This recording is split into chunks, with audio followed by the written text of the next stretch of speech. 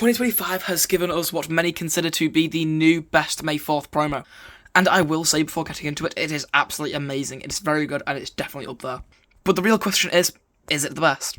And in this video we're going to answer that question and comparing it to what I used to think was the best May 4th promo, being the 2024 Trade Federation Troop Carrier. A full comparison of the two sets will be out in the next couple of days, but this video will be focused on this set, and I will do a little side by side. So to get this set you have to spend £145 through the days May 1st and May 6th, although by the end of May 2nd to May 3rd, on the website it's probably going to be out of stock.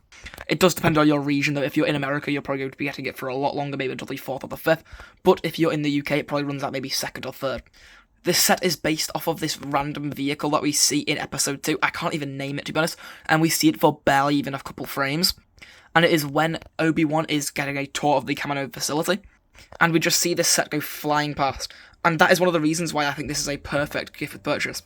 As it is so unnoticeable and so niche that it just wouldn't have been made as an actual set. And when I see people online complain like, oh, why couldn't we have gotten this as a real set?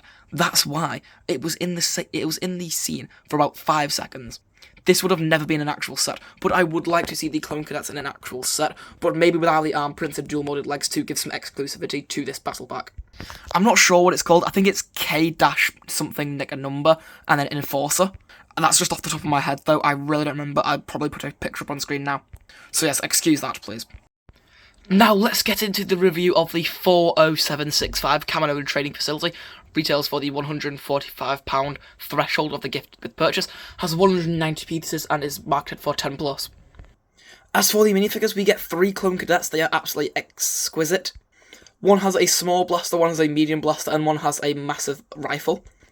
All 3 have dual molded red and black legs, which look absolutely superb.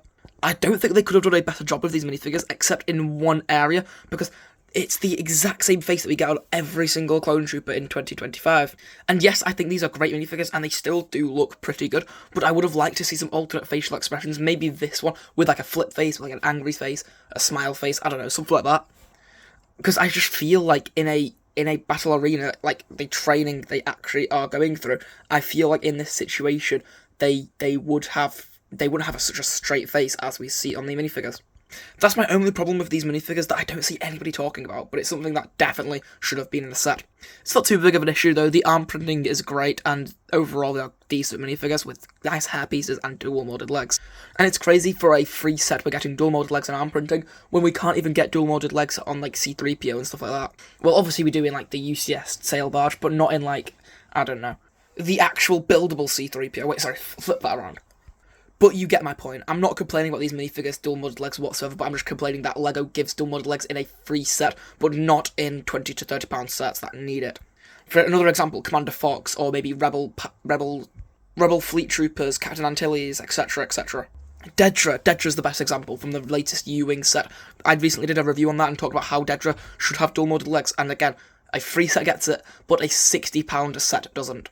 It is very nice to get 3 of these, although maybe we could have gotten 4, but again, 3 minifigures in a £145 gift with purchase, fair enough. Last year we just got some battle droids, so it's definitely a lot better than last year's in terms of minifigure. The little side builds are fine. We get a little defense tower and then also like a gun rack. I also use this as a place where the the clones can hide behind. In a mock, I feel like a display like this would be very dynamic, and even in a regular display it would look really cool. So I wouldn't really use this as a gun rack. Maybe I would keep this sniper rifle here, but the rest of it I would have used as a barrack for the clones to hide behind. The little defense tower is really good. It just spins around like this. It's got some little turrets on the side, and the spinning function is nice. And these 2 little things were fun to build actually. I quite enjoyed it. But the main build is very obviously this Kamino Enforcer, and it is really cool. Let me just get that straight. And again, it's super niche where it shouldn't be an actual set. I don't think that's something LEGO would do, but it makes sense for a gift with purchase. On the left and right, we do get this little spinning function. I think that's like some sort of engine. I don't really know. I actually originally thought it was a light, but it can spin around.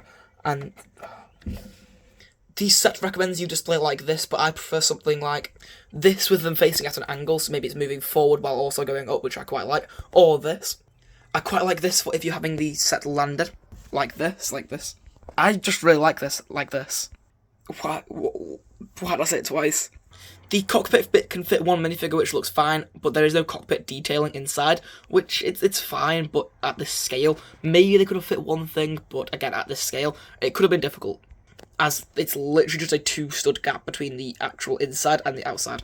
So it's fair enough why there wasn't any cockpit detailing. One small complaint, it is kind of difficult to get him in there, but once you do get him in and get this up, it does look very, very nice. The top part is very smooth and sleek, I really like it, and then round the back, nothing special around here, it's just some anti-studs. By flipping down this part at the bottom, it can go into flight mode, so that's how you see it in the movie, but then you can also put it into landing mode very, very simply, and I do really like that functionality. The detailing on this thing is quite nice as well, but maybe it could have done with being 2 studs thick, but the 1 stud thick design is just fine. And with this stand that I made, it makes the flight mode look really good. So if you get a couple commando droids over here, and then this clone barrack with the clone troopers hidden behind, and the turret there, you can create quite a cool Kaminoan training facility scene, straight out of the Clone Wars. This stand is my own design, I will probably make a tutorial on it in the future. That will all be in a separate video, probably a short. Anyway, a full comparison of this set and also the Droid Trade Federation troop carrier will be coming out in the next few days. I did recently make a full video on this, and obviously the box, I can't get over that. Anyway, let me know what you think of this set here, the Kaminoan Training Facility. It's definitely a great Griffith purchase, and let me know what you think of this. I give it a 9.2 out of 10, and thanks for watching. Bye.